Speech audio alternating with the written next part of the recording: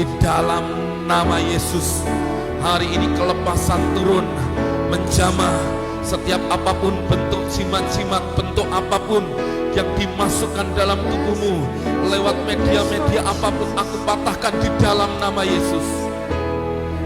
Ya, di dalam nama Yesus. Yesuslah jawaban, Yesuslah segalanya. Terima kasih Tuhan. Terima kasih Tuhan.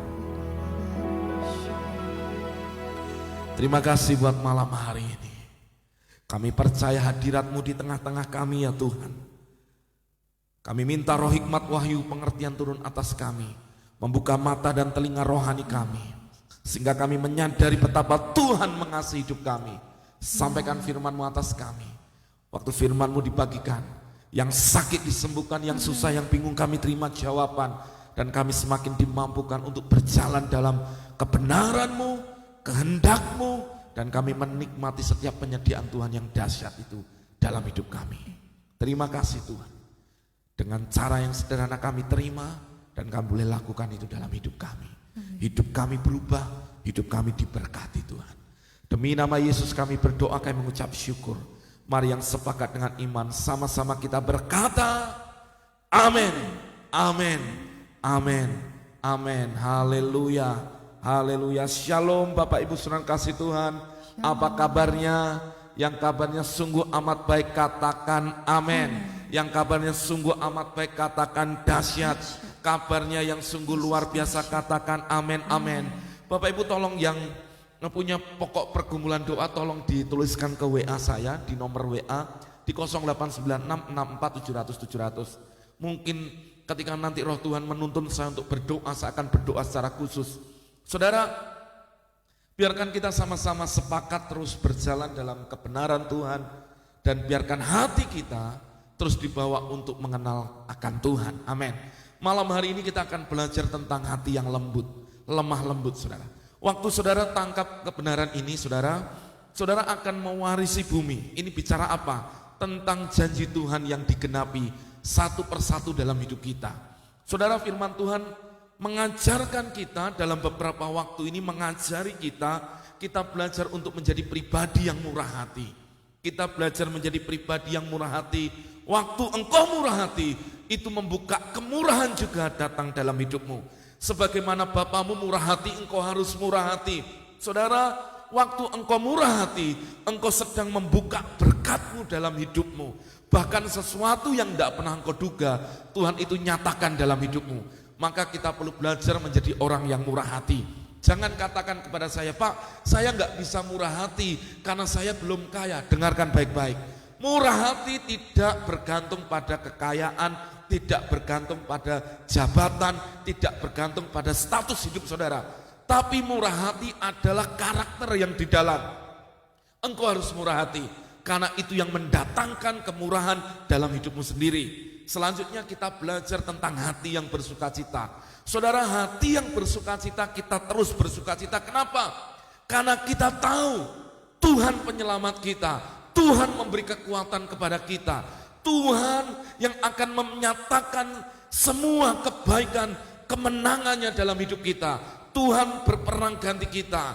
Allah ada di antara kita. Maka kita bersorak-sorai. Maka teruslah bersukacita. Saat engkau bersukacita, engkau akan menikmati berkat dan kemurahan Tuhan. Lalu kemarin kita belajar tentang hati yang sederhana, hati yang rendah hati. Bicara apa? Saat engkau rendah hati, justru Tuhan itu yang angkat engkau. Berapa banyak orang berdoa supaya hidupnya pengen diangkat Tuhan. Hidupnya pengen ngalami terobosan. Saudara, belajarlah rendah hati.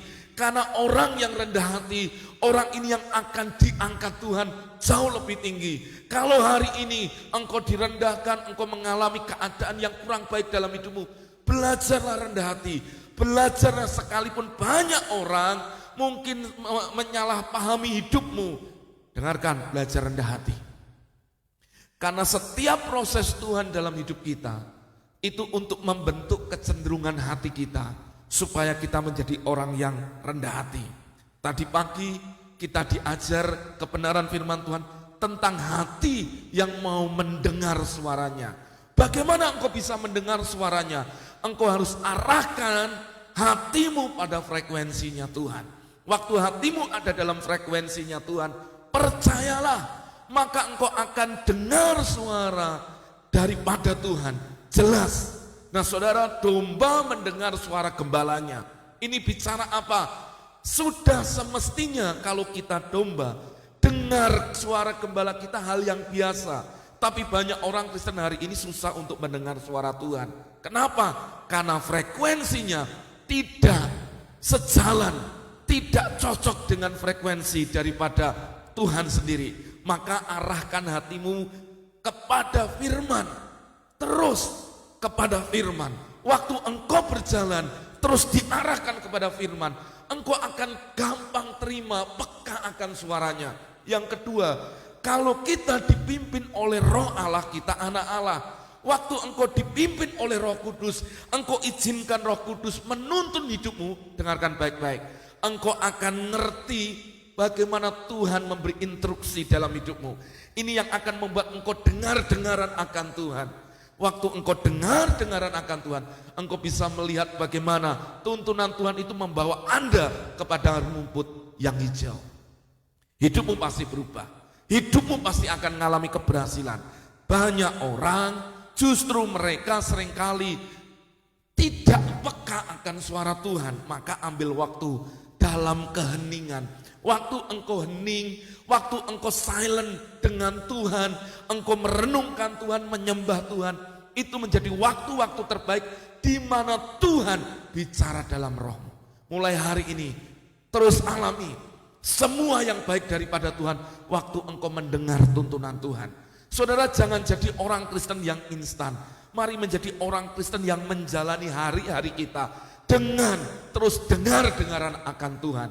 Waktu engkau dengar-dengaran akan Tuhan, hidupmu akan kokoh, hidupmu akan berjalan dalam firman dan oleh tuntunan rohnya. Maka saudara, kita akan mengalami hal-hal yang dahsyat dari Tuhan. Nah, malam hari ini saya akan melanjutkan bicara masih tentang hati.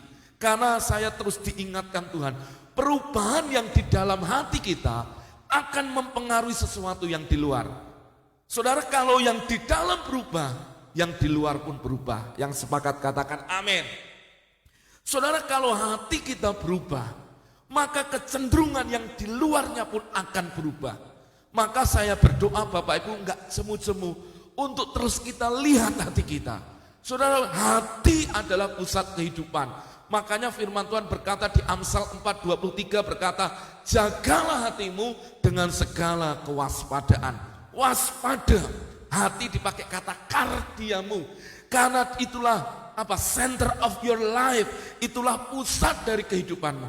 Waktu hatimu kau jaga, maka engkau akan lihat kehidupan itu mengalir lewat hidupmu, perkataanmu, perbuatanmu, apa yang kau lakukan berhasil. Maka saudara, jaga hati ini.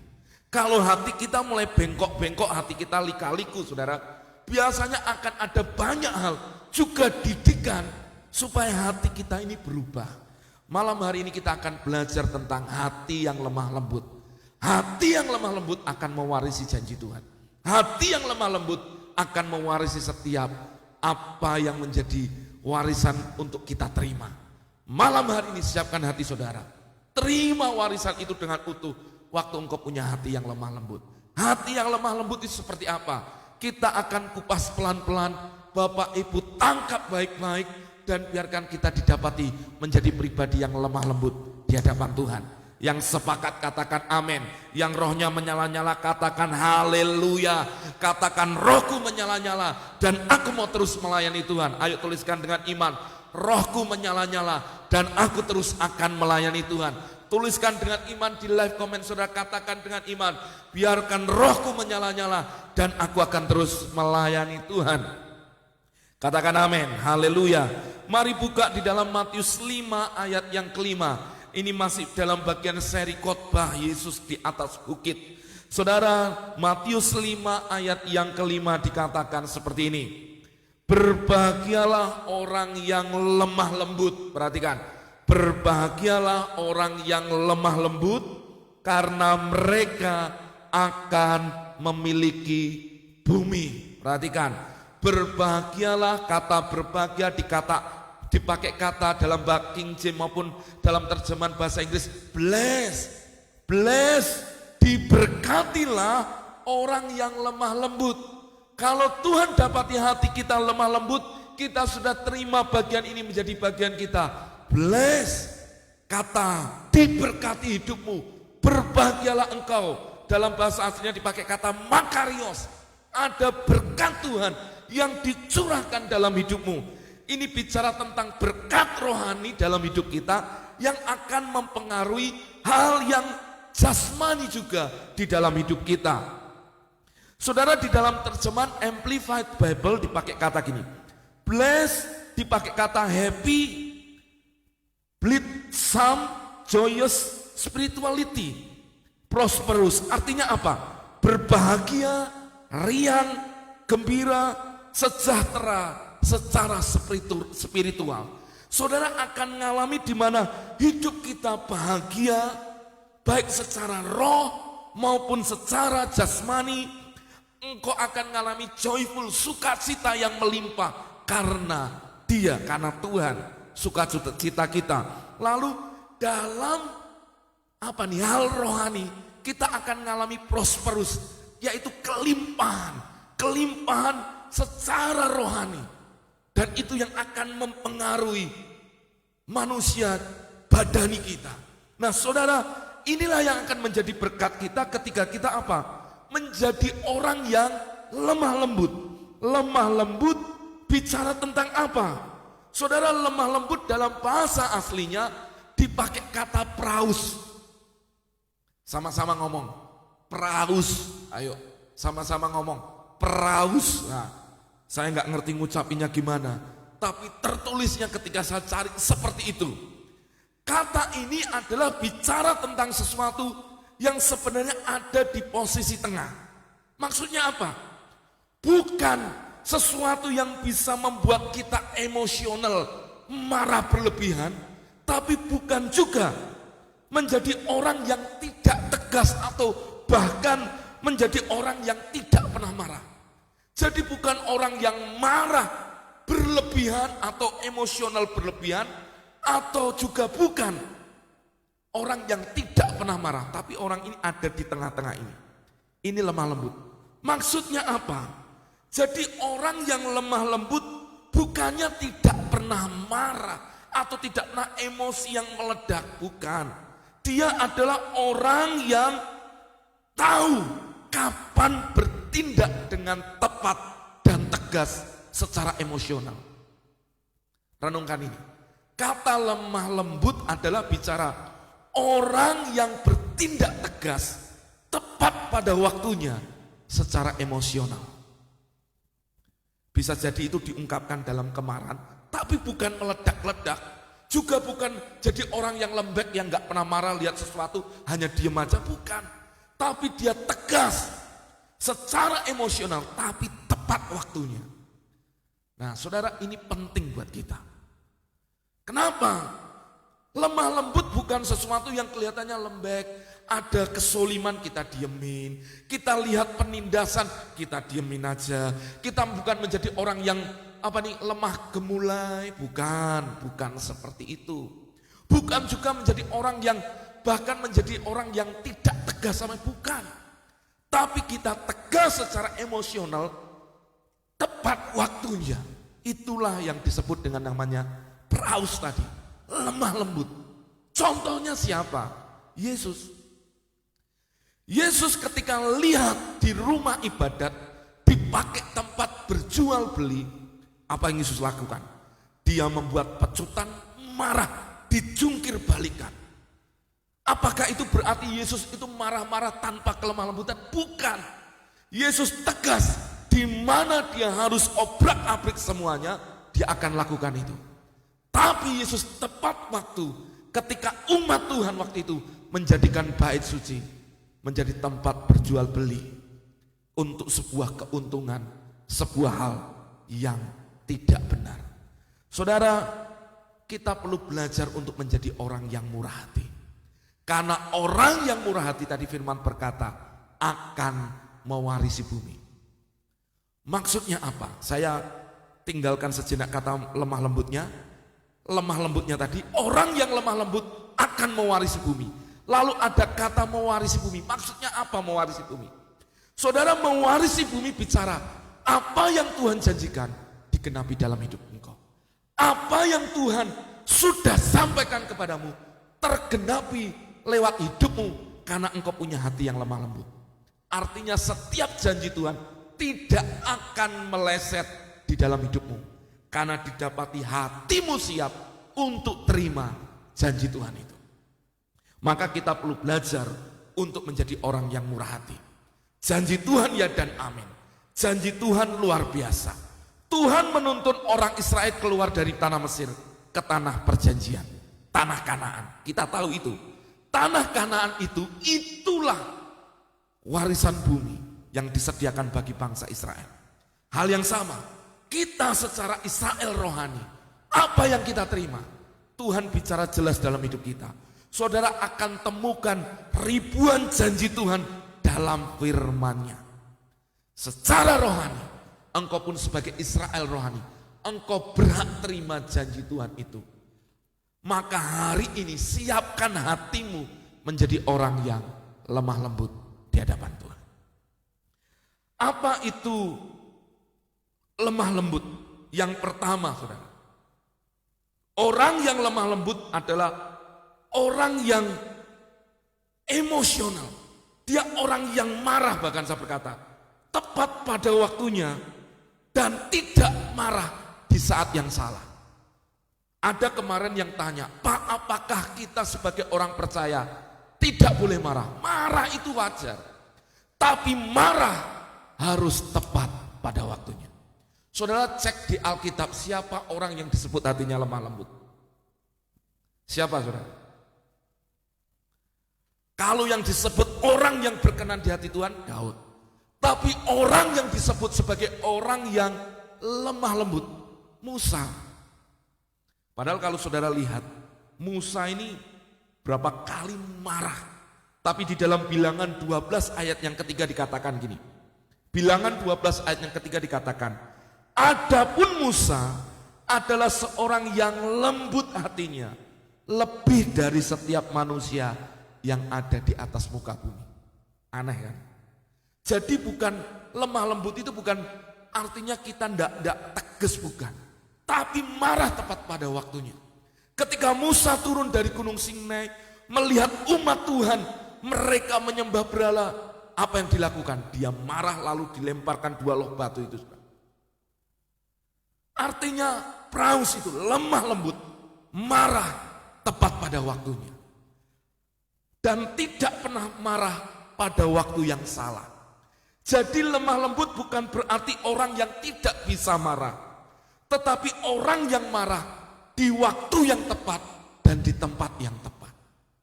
Jadi hari ini kalau engkau saudara berpikir bahwa lemah lembut itu berarti enggak boleh marah, salah. Justru kita ini harus menjadi orang yang tegas tentang kebenaran Tuhan. Yang kedua, apa yang disebut lemah lembut? Orang yang disebut lemah lembut adalah orang yang memiliki sebuah sikap yang sabar, yang dikendalikan, yang terkendalikan, bukan meledak-ledak oleh emosi. Jadi bukan marah yang akhirnya sampai nggak tahu diri. Karena saya pernah melihat orang tua marah ngajar anaknya kayak orang kesetanan. Bukan seperti itu. Tapi ini adalah orang yang sabar, perasaannya dapat dikendalikan, dapat terkendalikan, karena ia menyadari bahwa hidupnya ada dalam kendali Tuhan. Jadi dia nggak dikendalikan lagi oleh sesuatu yang namanya hawa nafsu untuk membalas, bahkan gila-gilaan membalas. Itulah lemah lembut. Maka waktu engkau didapati hati yang lemah lembut, janji Tuhan itu digenapi dalam hidupmu. Pertanyaannya sederhana buat kita. Apakah ketika engkau lihat ada sesuatu yang tidak benar? Apakah ketika engkau lihat ada sesuatu yang tidak sesuai dengan firman Tuhan? Engkau memilih diam? Atau engkau memilih secara rohani? Harusnya engkau bisa negur marah. Makanya kenapa Amsal berkata lebih baik teguran yang nyata-nyata daripada ciuman yang melimpah-limpah. Renungkan ini. Kenapa kita perlu renungkan ini? Karena ada banyak orang, karena sungkannya, dia lebih baik ngasih ciuman aja saudara. Padahal harusnya dia tahu, harus bersikap ketika sesuatu itu tidak benar, tidak sesuai dengan firman Tuhan. Itulah lemah lembut sebenarnya. Contoh, Anda tahu bahwa ketika Anda diajak untuk masuk ke tempat yang dalam tanda kutip bisa membuat Anda jatuh oleh teman-temanmu. Mungkin ini teman-teman kantormu. Udahlah, ayo minum sebentar. Ayo ke klub malam, ayolah ke tempat-tempat yang dalam tanda kutip berkonotasinya negatif.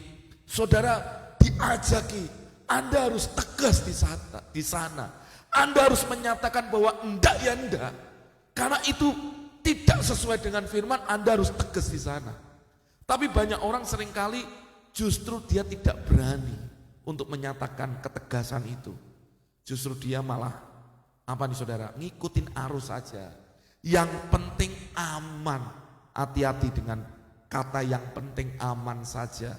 Karena itu justru membuat kita akhirnya jatuh dalam dosa. Saudara renungkan ini. Lemah lembut bicara yang pertama, tahu marah tegas. Tapi tepat waktu di waktu yang waktu tepat di tempat yang tepat. Yang kedua, orang yang lemah lembut itu sabar. Dan dia itu menjadi orang yang memiliki perasaan yang terkendalikan. Bukan orang oleh hawa nafsu dia dikendalikan. Enggak, karena ada yang namanya pengendalian diri, penguasaan diri dari roh Tuhan dalam hidupnya. Itu lemah lembut. Yang ketiga, yang disebut lemah lembut itu apa? Karena ketika saya melihat itu, kenapa Musa disebut orang yang lemah lembut? Karena dia orang yang sebenarnya rendah hati. Saudara, orang yang rendah hati adalah orang yang sadar bahwa semuanya itu Tuhan yang punya. Maka dia akan rendahkan hatinya supaya dia mengizinkan Tuhan yang bela hidupnya, bukan dirinya sendiri. Saudara, ada banyak hal yang sebenarnya kita terjadi dalam hidup kita, yang pengennya kita itu membalas saudara. Tapi sesungguhnya kalau saudara tahu kebenaran, saudara akan izinkan Tuhan yang bela hidup saudara. Amin.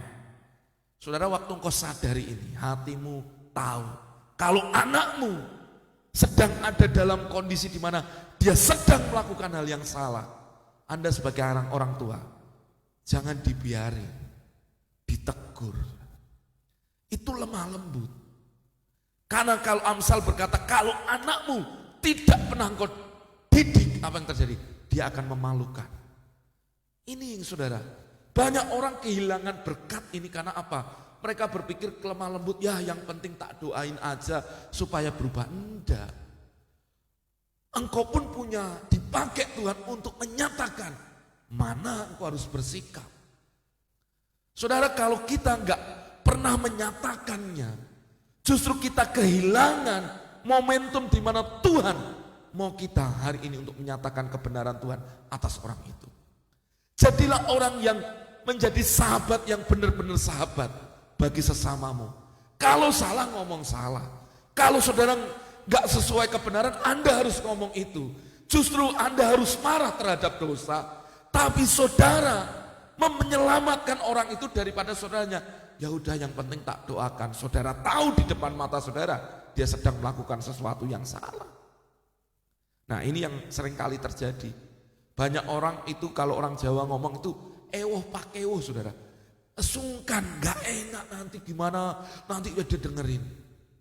Saudara, bahkan kata lemah lembut ini kadang Anda harus berani menyatakan kepada orang yang di atasmu. Tapi tentunya dengan kesopanan. Kalau ada sesuatu yang salah, Anda perlu menyatakannya salah. Tidak perlu takut-takut gimana. Yesus itu ngobrak-ngabrik di sana, ada imam, ahli Taurat, orang-orang Farisi ada di sana. Dan melihat apa yang dilakukan oleh Yesus. Tapi Yesus melakukan tepat waktu, justru dia mau menunjukkan. Dia berkata, tidak boleh rumah Tuhan menjadi sarang penyamun. Rumah Tuhan harus menjadi tempat di mana umatnya berdoa. Saudara renungkan ini. Lemah lembut, marah tepat pada waktunya, di waktu yang tepat, di tempat yang tepat. Yang kedua, perasaannya dan keinginannya, kesabarannya dikendalikan bukan oleh hawa nafsu, tapi oleh Allah sendiri, oleh rohnya. Maka orang ini bisa menguasai diri, saudara. Dia enggak meledak-ledak. Yang ketiga, orang yang lemah lembut adalah orang yang rendah hati. Maksudnya bicara apa? Kalaupun orang yang kau tegur hari itu mungkin enggak terima, Anda tetap tenang. Anda enggak perlu bersilat kata, bagian saudara-saudara sudah menyampaikan. Itu lemah lembut. Yang terakhir, saudara, apa yang disebut orang yang lemah lembut? Saudara perhatikan di Mazmur 37 ayat yang ke-11.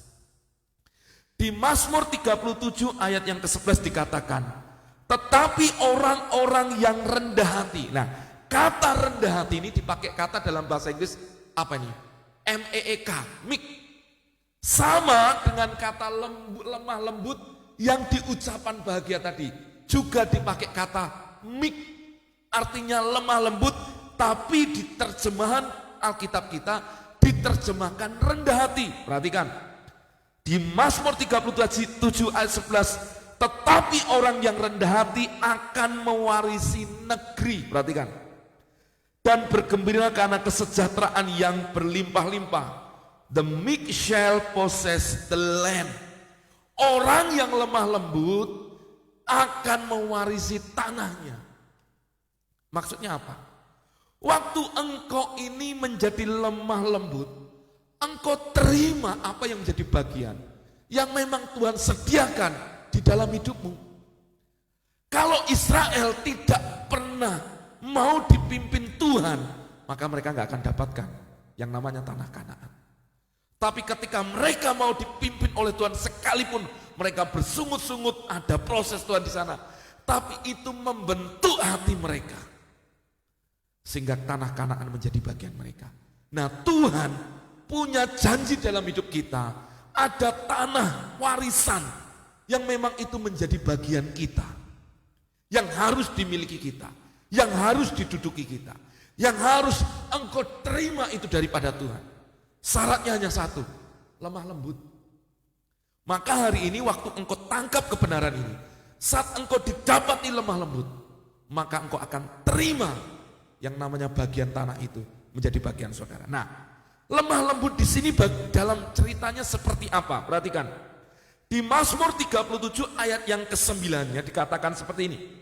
Sebab orang yang berbuat jahat akan dilenyapkan, tetapi orang yang menanti-nantikan Tuhan akan mewarisi negeri. Perhatikan, ada kesejajarannya, saudara. Orang yang menanti-nantikan Tuhan di ayat 9 akan mewarisi negeri. Lalu di ayat 11-nya dikatakan, orang yang rendah hati akan mewarisi negeri. Berarti lemah lembut yang keempat pengertiannya adalah orang yang mau menantikan Tuhan. Orang yang mau menanti-nantikan Tuhan itu siapa? Orang yang percaya bahwa Tuhanmu itu setia. Itu lemah lembut. Jadi lemah lembut itu bukan bicara kekuatan fisik. Kalau yang lemah gemulai itu berarti lemah lembut, bukan. Yang ngomongnya slow, kelihatannya ngomongnya itu tenang, itu berarti lemah lembut, bukan. Lemah lembut itu adalah orang yang mau menanti-nantikan Tuhan. Waktu engkau menanti-nantikan Tuhan, engkau mewarisi bumi, negeri. Orang yang lemah lembut menantikan, lemah lembut engkau akan terima yang namanya negeri. Berarti ada kesamaan di sana. Orang yang lemah lembut adalah orang yang berani mempercayai Tuhan yang menantikan dia. Kalau saudara nanti lihat di dalam Amplified Bible, di Matius pasal 5 ayat yang kelima, itu berkorelasi dengan Mazmur pasal 37 ayat yang ke-11 ini. Jadi orang yang lemah lembut bukanlah orang yang sebenarnya lemah gemulai, yang ngomongnya kelihatannya slow bukan. Tapi orang yang mau terus menantikan Tuhan, karena dia tahu Tuhan yang setia. Pertanyaan saya, Bapak Ibu mau janji Tuhan digenapi dalam hidupmu? Mau? Kalau engkau mau, mari putuskan hari ini menjadi orang yang lemah lembut.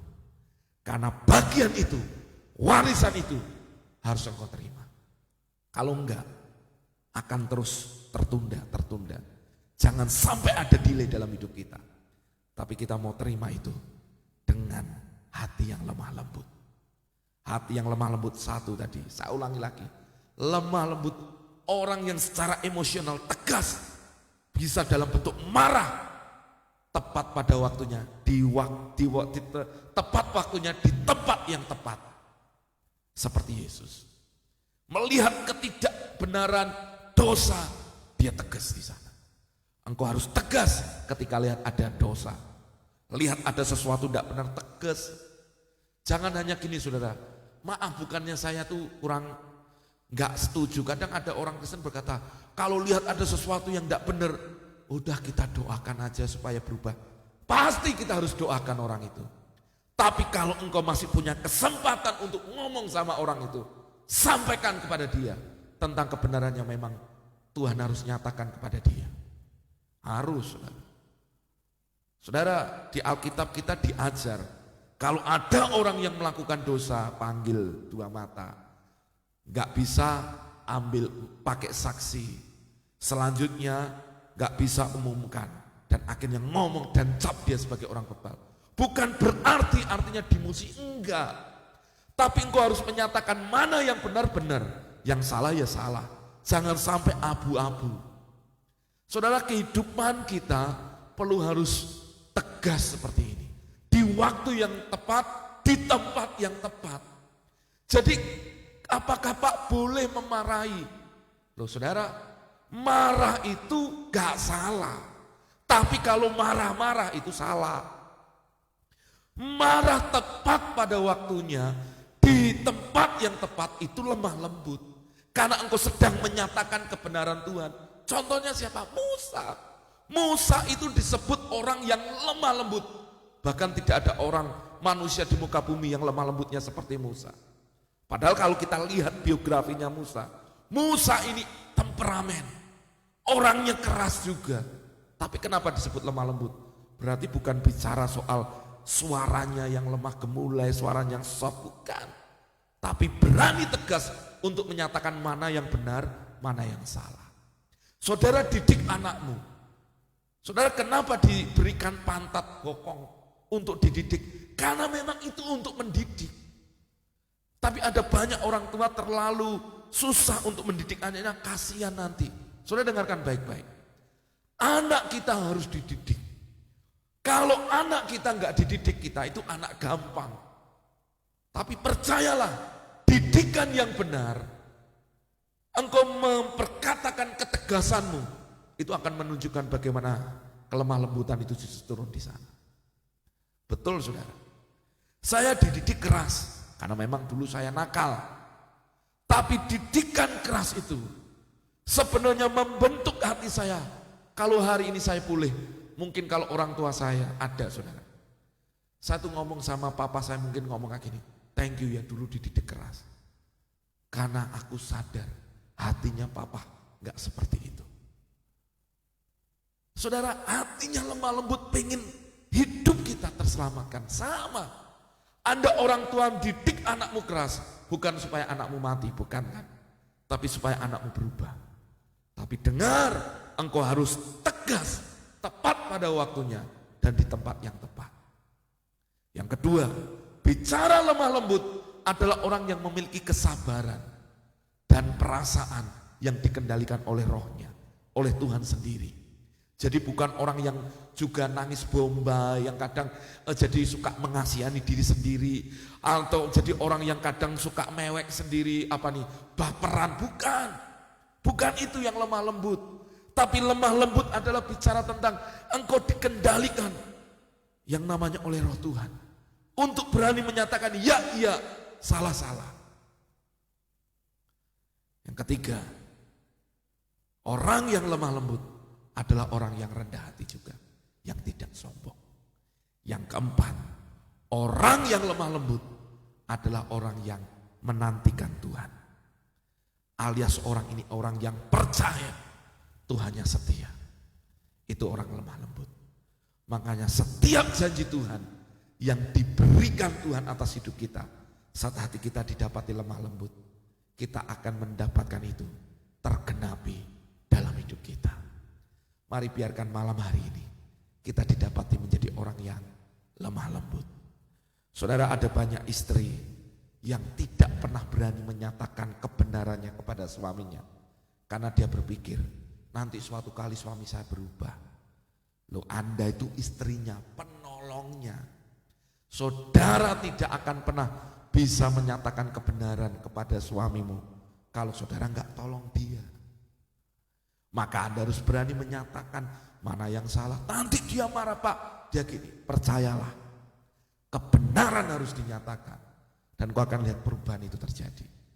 Banyak orang, saudara, kadang saking takutnya sama suaminya, dia enggak berani menyatakan mana yang benar, mana yang salah. Bahkan enggak berani menyatakan apa yang menjadi kata firman Tuhan kepada suaminya. Saudara, ini yang perlu kita renungkan dalam hidup kita. Waktu engkau lemah lembut, janji Tuhan itu digenapi dalam hidupmu. Mari nantikan Tuhan. Waktu engkau menantikan Tuhan, kau terima kekuatan yang baru. Dan kau melihat janji Tuhan digenapi satu persatu dalam hidup Bapak Ibu. Saya berdoa Anda menjadi orang yang lemah lembut. Dan ini janji Tuhan tergenapi dalam hidupmu. Jadi jangan takut hari ini. Tuhan punya janji dalam hidupmu untuk engkau dapatkan negeri, warisan mana yang harusnya itu menjadi bagianmu. Jadi Tuhan punya sesuatu yang harus engkau terima. Tapi itu bisa diterima saat hati kita didapati lemah lembut. Kalau hari ini engkau berkata, Pak, hati saya selama ini masih main-main dengan dosa, masih melakukan banyak hal yang tidak berkenan. Ini waktunya ubah hatimu. Saya berdoa di dalam nama Yesus. Biarkan hatimu terus diarahkan untuk terus kepada kebenaran Tuhan. Dan kau lihat semua janji Tuhan digenapi satu persatu di dalam hidup kita. Amin. Tuhan Yesus memberkati kita. Tolong dibuka pokok doanya yang sudah dikirimkan di WA. Di dalam nama Yesus. Aku berdoa di dalam nama Yesus untuk Irma dari Manado. Engkau yang Irma dari Manado, saya berdoa supaya asam lambungmu hari ini disembuhkan. Aku berdoa di dalam nama Yesus terjadi mujizat Tuhan. Terjadi kuasa Tuhan turun dalam hidupmu. Percaya, oleskan minyak, percaya dengan iman, kuasa Tuhan bekerja dalam hidupmu. Di dalam nama Yesus. Aku berdoa untuk rohani lupis di dalam nama Yesus. Aku berdoa biarkan keluargamu dan segala sesuatu yang dikerjakan tanganmu dibuat Tuhan berhasil. Perlindungan Tuhan ada atas keluargamu. Di dalam nama Yesus aku berdoa. Terus buka. Di dalam nama Yesus aku berdoa untuk Paula Runtuwene yang sakit stroke sudah 4 tahun. Aku berdoa di dalam nama Yesus kuasa Tuhan mengalir. Apa yang membuat engkau tidak bisa bicara, tidak bisa bergerak apapun dari gejala sakit stroke yang kau alami, aku berkata di dalam nama Yesus, di dalam nama Yesus, Tuhan nyatakan kuasa-Mu, nyatakan aliran kesembuhan-Mu mengalir atas hamba-Mu Paula Runtuwene dalam nama Yesus. Di dalam nama hamba berdoa untuk Hertati Pasaribu, aku berdoa Tuhan menyembuhkan benjolan yang ada di payudaranya, Engkau menyembuhkan di dalam nama Yesus. Aku berdoa di dalam nama Yesus, di dalam nama Yesus. Ora nama karana basyakata karana mana marabada. Ora nama karana untuk orang tua bos dari hernia Ina yang sakit hernia. Aku berdoa yang akan dioperasi. Aku berdoa operasinya lancar. Ya, aku berdoa mujizat Tuhan dinyatakan, semua baik-baik saja dan ada kuasa Tuhan. Aku berdoa untuk Maruba Manurung di dalam nama Yesus. Yang sakit asam lambung dan jantung, aku berdoa disembuhkan engkau. Asam lambungmu baik, disembuhkan di dalam nama Yesus. Aku berdoa untuk Rio Faung dan istri yang sakit. Aku berdoa di dalam nama Yesus.